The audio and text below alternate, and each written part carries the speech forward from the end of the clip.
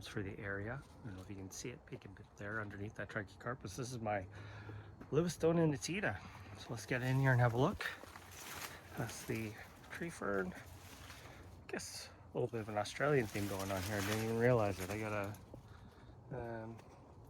well, that's from New Zealand. That's a Christmas tree. But back in here, my Livistona nitida is really put on a lot of size this year. Originally I planted it. This will be its third winter in the ground. Beside it here where this Mahonia is, used to be a big old rhododendron that shaded this and provided overhead protection because I wasn't sure how it was going to do. I do know someone that grew one in Olympia, Washington for a number of years before it died in a bad winter, I guess. But they are much cooler and wetter than we are, higher humidity, that sort of thing.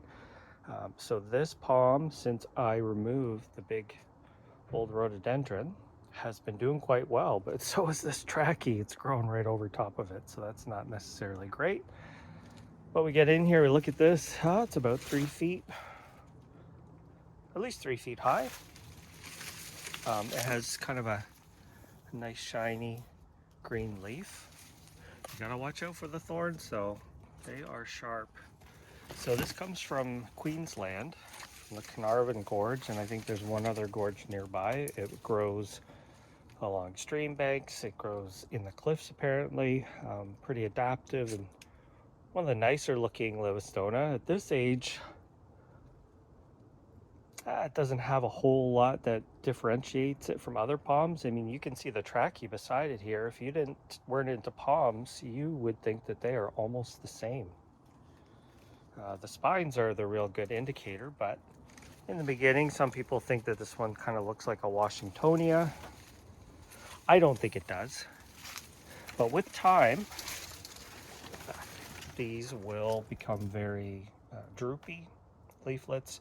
This is a palm that I know is planted a lot in parts of Florida and Texas. It's quite a cold hardy Livistona, generally considered to be probably the cold hardiest trunking one, let's say. I mean, I know Livistona chinensis trunks, but those things burn so easily, whereas this thing does not burn for me in winter, and it always looks good. So doing pretty well for me. It's getting some size on it, so that always helps with the hardiness. Let's get down here and look at the trunk. Again, oh geez, pretty tight back in here. Not that different looking from many of the other kind of cold hardy palms, but you know, beggars can't be choosers, so I'm happy with this one. It is known as one of the fastest growing Livistonas, and apparently they can get up to 100 feet in habitat, which I had no idea. I thought this was more like a 30 or 40 footer. I don't think it'll ever reach that size here where I live. For me, it hasn't been the fastest growing, but it's also been shaded and it's quite dry back here, so I'm sure that does not help. But this year it did put on quite a bit of size, and now it's getting a little more sun, has more canopy. I expect that this will start growing in leaps and bounds as long as I remember to keep the water on it. Let's see if I can get up higher. I don't know, kind of tough. When you have a jungle garden, everything gets kind of crammed in, but you can see it's right against my house. This is a south-facing wall. I don't think the overhangs are really enough to provide it any protection. They're only a couple feet over, but so far so good. I guess its mother palm is the trachea here. That is actually going to provide some overhead protection over the years, but if this one starts to speed up, who knows? But tracheas grow pretty darn fast here, so it's going to be hard to beat them.